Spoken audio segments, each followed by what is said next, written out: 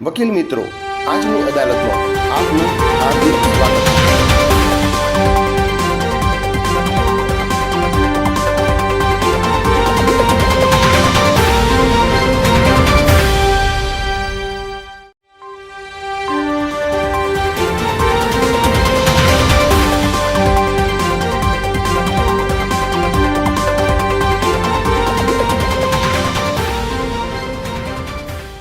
Baroda bar association के कुछ प्रतिनिधियों ने व्यक्तिगत रूप से दिल्ली सेल का दौरा किया और मुझे आपके साथ टेलीफोन पर हुई बातचीत और कुछ महत्वपूर्ण जानकारी साझा करते हुए बहुत खुशी हो रही है। आप सबका हर्षद ओंझा एडवोकेट एवं नोटरी। हेलो વિરાજભાઈ, हाँ હું હર્ષદભાઈ હા, ઓઝા બોલો. મહેસાણાથી બોલું છું। हाँ बोलो सर। મને તમારો નંબર વાયા મળ્યો છે અને એવી માહિતી મળી છે કે આપ દિલ્હીમાં છો અત્યારે અને નોટરી માટે કામ માટે નીકળ્યા છો એમના બધાના હિત માટે। યસ યસ રજૂઆત કરી દીધી, વડોદરા પૂરતી કરી હતી, પણ પછી છે ને બધું એવું કીધું છે કે આખું ગુજરાતનું ટોટલી બને એટલા વહેલા સુરમાં શરૂ કરાવી દેશે એવું કીધું છે।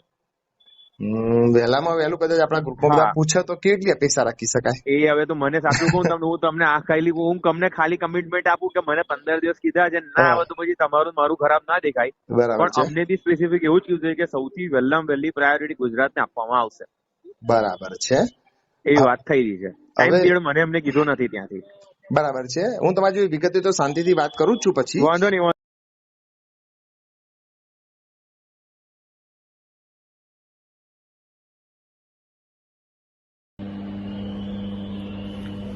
વડોદરા વકીલ મંડળ અને એમના સભ્ય શ્રી વિરાજભાઈ ઠક્કર અને શ્રી ધવલભાઈ પટેલ અને સર્વે વકીલ મંડળના જે પ્રતિનિધિઓ છે એમની જે રજૂઆત હતી કે જે નોટરીના સર્ટિફિકેટ ઓફ પ્રેક્ટિસ એ હજુ સુધી નોટરીનું જ્યારે અપોઇન્ટમેન્ટ થઈ ગઈ છે પરંતુ અત્યાર સુધી એમના સર્ટિફિકેટ અલોટ નથી થયા, એને લઈ આજરોજ પાર્લામેન્ટ હાઉસમાં આપણા કાયદા મંત્રી શ્રીમાન અર્જુનરામ મેઘવાલજી સાથે મળી અને આ બાબતેની વિગતે ચર્ચા કરી અને કયા પ્રકારની શું તકલીફ પડી રહી છે અને વધારેમાં વધારે લોકોનું વડોદરામાં જે નોટરીનું જે સર્ટિફિકેટનું ઇસ્યુઅન્સ છે એ ખૂબ ઝડપથી આગળ વધે એ બાબતે એમણે અધિકારીઓને સૂચના પણ આપી છે અને ટૂંક સમયમાં આ જે સર્ટિફિકેટ ઇસ્યુઅન્સની પ્રક્રિયા હાથ ધરવામાં આવશે અને વડોદરાના તમામ જેટલા પણ વકીલો જેમની અપોઇન્ટમેન્ટ નોટરી તરીકે થઈ ગઈ છે એમને એમના સર્ટિફિકેટ વહેલી તકે મળી જાય